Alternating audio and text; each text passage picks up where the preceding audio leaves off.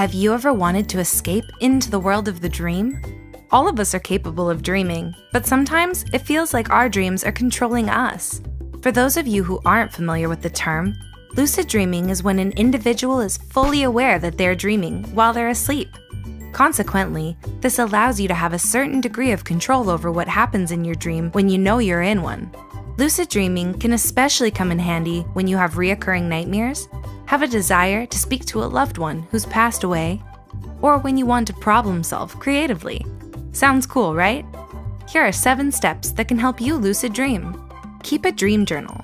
Even if you don't fully remember all the details of your dreams, it's good to get in the habit of writing what you can recall.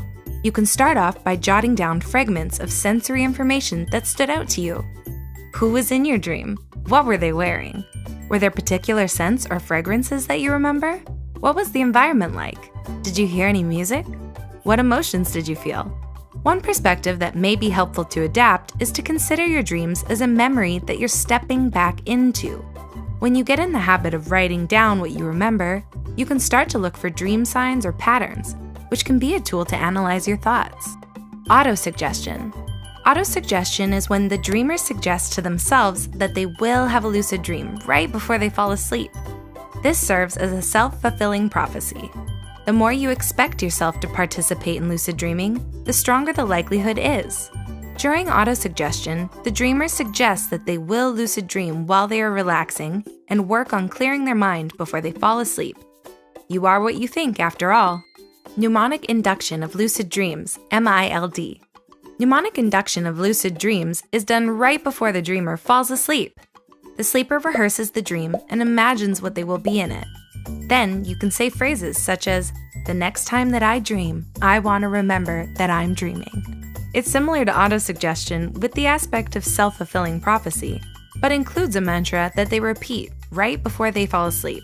According to a study of the University of Adelaide, researchers found that participants who used the MILD technique and said their mantra 5 minutes prior to falling asleep had the best rates of lucidity. Participants who took longer to fall asleep were less likely to lucid dream using this method. Wake up back to bed, WBTB.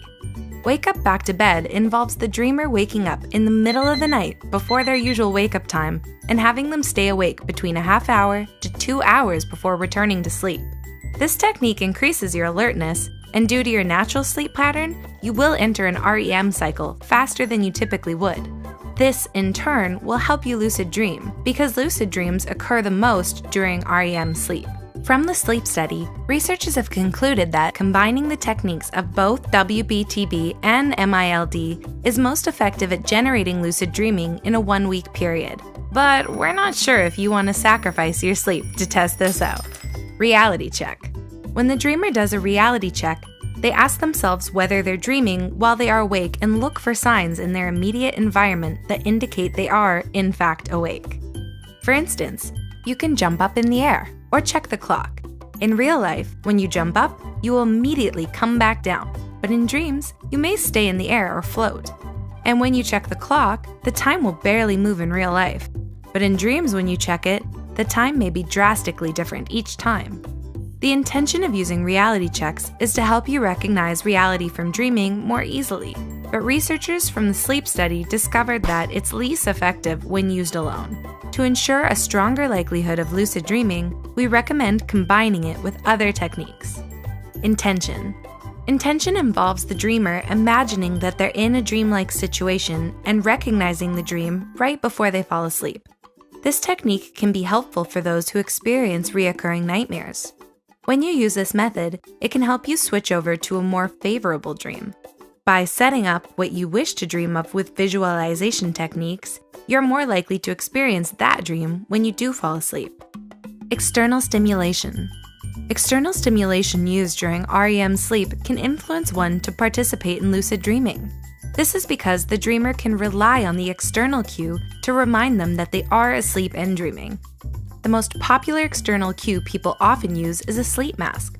This is because it's directly in contact with one's skin to remind the dreamer that they are asleep.